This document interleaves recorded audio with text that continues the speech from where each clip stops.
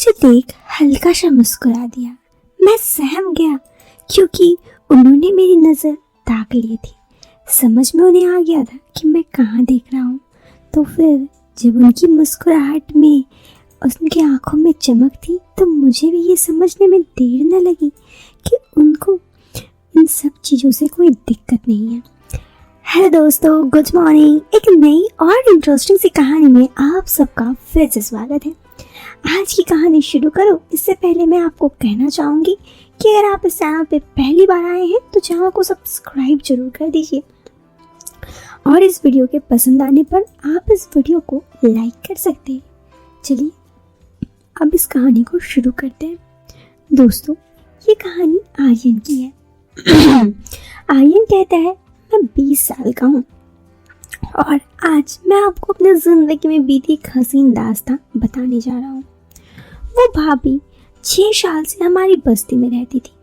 पहले जहाँ पर किराए पर रहती थी अब उन्होंने उसी के बगल में खुद का घर बना लिया था। भाभी के पति एक बहुत बड़ी ट्रैक्टर कंपनी में इंजीनियर थे। लॉकडाउन से पहले ही मेरी भाभी के पास आना जाना होने लगा था। एक दिन वो मेरे भाई के जन्मदिन में आई, तब मैंने उनको ध्यान से देखा। अब मैं भले कितने ही लड़कियों से दोस्ती कर लूँ, गर्लफ्रेंड बना लूँ, लेकिन भाभी कुछ अलग थी। उस दिन मैं उन्हें ज़रा देख रहा था तो कोई उन पर मैं ऐसे देख रहा था और मेरी नज़र उनसे हट ही नहीं रही थी। बात तब शुरू हुई जब उन्हें निहार रहा था। उन्होंने वो नोटिस कर लिया और हल्के से मुस्कुरा दी।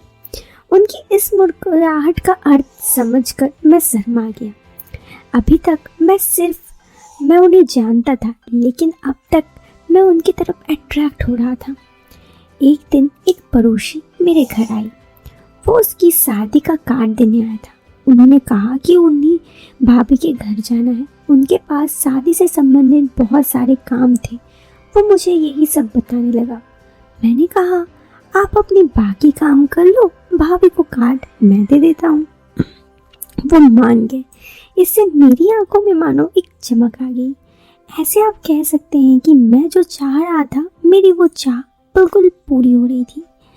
मुझे पता था कि उस वक्त भैया घर पर नहीं होंगे, तो मैंने भाभी के घर जाकर उन्हें आवाज़ दी, भाभी भाभी।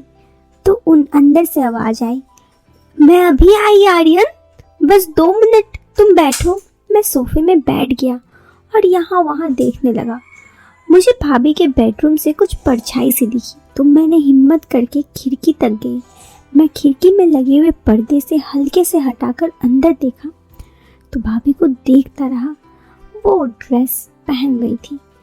उन्होंने तभी घूमकर खिड़की की तरफ मुंह किया तो मैं घबरा गया और वापस आ गया। भाभी आई, मैंने उन्हें सीधा कार्ड दे दिया और बताया कि किसके यहाँ का कार्ड है और मैं यहाँ क्यों देने आया हूँ। भाभी मुस्कुराने लगी। मैं जाने लगा तो भाभी ने थोड़ी देर बैठने के लिए कहा। मैंने भी भाभी से बात करना शुरू की तो पता चला भाभी ने भी उसी कॉलेज में पढ़ाई की थी जिससे मैंने। हम दोनों अपने कॉलेज की बातें करके खुश थे। अब मेरी भाभी से निकटता बढ़ने लगी।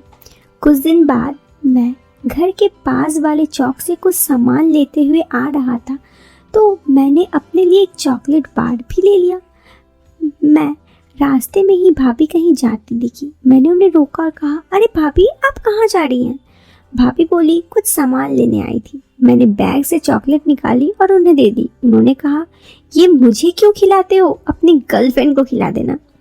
मैंने कहा, ये तो आपके लिए लाया था, उसके लिए कुछ और ले जाऊंगा। भाभी बोली, ओके उसे और कुछ दे दो, लेकिन थोड़ी दूर बनाए रखना, कहीं से लॉकडाउन वगैरह भी है। मैंने भाभी की इस बात पे गहरी बात पे समझ गया और हंसकर बोला, इतने करीब से बात करना जैसे कुछ नहीं है। मैं भाभी अभी हम दोनों बस ऐसे ही दोस्त हैं। तब भाभी इतराते हुए बोली, मुझे पता है लड़के कितनी भी दूर से बात करें और कितनी जल्दी आगे आ जाते हैं। उनकी इस कटाच को मैं झेप गया, मगर भाभी वो ऐसे ही बोली। फिर बात करते हुए मैंने यूं ही पूछा, भाभी आपकी लव मैरिज है? उन्होंने कहा, नहीं, घर वालों के प्रेशर से करनी पड़ी, लेकिन मैं खुश हूँ, मुझे इतने अच्छे पति मिले। इस पर मैंने कुछ नहीं कहा। हम दोनों यूं ही बातचीत किए और थोड़ी दूर तक चलते रहे। तभी फिर अचानक भाभी ने कुछ कहा जो मुझे ठीक से सुनाई नहीं दी। मैंने भाभी से उस बात की फिर से पूछा। इस पर भाभी गुस्से से बोली, सुनाई नहीं देती क्या? मैं अपने पति के लिए कह रही थी।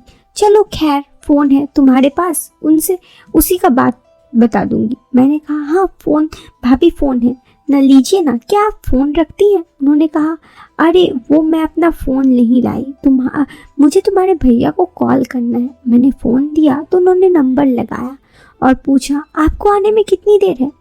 उधर से कुछ कहा गया और भाभी ने अपने पति को से कुछ बड़बड़ाया। ओके बाय करके फोन रख दिया।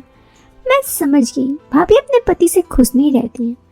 मैंने अपना फोन वापस लेने के लिए हाथ बढ़ाया तो फोन ले लिया तो मैंने देखा भाभी की इस हरकत से थोड़ी मुस्कुराहट थी। हम दोनों घर चले गए। कुछ दिन बाद लॉकडाउन लग गया। लॉकडाउन में भाई साहब भी घर ही पे रहते। कुछ दिन बाद एक सुबह मैंने अपने व्हाट्सएप पे मैसेज देखा। वो गुड मॉर्निंग का मैसेज था और सुबह 4 बजे आया था। ये नंबर मेरे पास सेव नहीं था तो मैंने उसकी डीपी देखी तो भाभी की पिक लगी। मुझे याद आया कि भाभी ने भैया को कॉल किया था तो शायद वहीं से नंबर उन्हें मिल गया होगा। मैंने भी रिप्लाई किया, गुड मॉर्निंग। उनका जवाब 11 बजे आया। क्या कर रहे हो? मैंने कहा, कुछ नहीं, आज आपको मेरी याद आ गई। भाभी ने हंसने वाली इमोजी दी और लिखा, जो दिल के करीब होते हैं उन्हें याद करने के लिए कोई बहाना थोड़ा ना चाहिए होता है। मैं भाभी के जवाब सुन खुश हो गया। फिर भाभी से थोड़ी देर बातें चली। मैंने पूछा, क्या आप 4 बजे उठते हैं? तो भाभी ने नटखट होते हुए जवाब दिया, हाँ। भैया सोने कहाँ देते हैं? मैंने उनकी बातों पे आंख मारने वाली इमोजी भेज दी। फिर भाभी ने लिखा कि आज से उनकी जॉब वापस शुरू हो गई। वो सुबह 3 बजे निकल जाते हैं और शाम के 5 बजे लौटते हैं। मैंने कहा, तो आप 4 बजे तक क्या करती हैं? भाभी ने बस एक शब्द में कहा, इंतजार। उसी रात भाभी का फिर मैसेज आया, सुबह ऑनलाइन आओगे? मैंने हाँ कहा और ऑफलाइन हो गया। मैं रात को जल्दी सो गया। सुबह का अलार्म लगा दिया। अलार्म बजने पर मैं उठा। अपना मोबाइल उठाकर देखा तो भाभी भी ऑनलाइन थी। मैंने हेलो कहा। हमारी बातचीत शुरू हुई। हम थोड़ी देर तक बातें करते रहे। उन्होंने पूछा कि तुम तो बहुत अकेले पड़ जाते होगे ना, लॉकडाउन में अपनी गर्लफ्रेंड से मिल भी नहीं पाते होगे। मैंने कहा, हाँ भाभी, अब उससे मिलना ही कहाँ हो पाता है। उन्होंने कहा, पहले उनसे कहाँ मिलते थे? अब उन्होंने आगे कहा, ये मत बोलना कि कॉलेज में। मैं उनकी बात समझ गया, वो क्या जानना चाहती है। मैंने कहा, मैं उसके ही घर पर मिलने जाता हूँ। भाभी हंस दी और बोली, अच्छा तो फिर उसी के घर के उसी के कमरे में मिलते हो? मैंने हंसने वाली इमोजी भेज दी। उन्होंने मुझे हम दोनों की पिक मांगी तो मैंने कुछ पिक उन्हें भेज दिया। भाभी बोली, अरे तुम्हारी वाइफ जीएफ तो बहुत अच्छी है। उसके बाद भाभी की से बात बदलते हुए मैंने पूछा, आज की रात तो आप भी जगी होंगी। मैंने पूछा, लॉकडाउन पे भैया का क्या असर था? उन्होंने कहा, कुछ नहीं, क्या असर होगा, वो दिन भर सोते रहते थे। दोनों कहानी आगे जारी है। ये कहानी थोड़ी लंबी है तो इस वीडियो के नेक्स्ट पार्ट में मैं आपको इस वीडियो के आगे का पार्ट बनाऊंगी, अगर आपको ये वीडियो पसंद आई तो। फिलहाल के लिए दीजिए मुझे इजाजत। मैं मिलती हूँ आपसे फिर एक नए वीडियो में एक नए इंटरेस्टिंग टॉपिक के साथ। तब तक के लिए bye bye, take care, bye.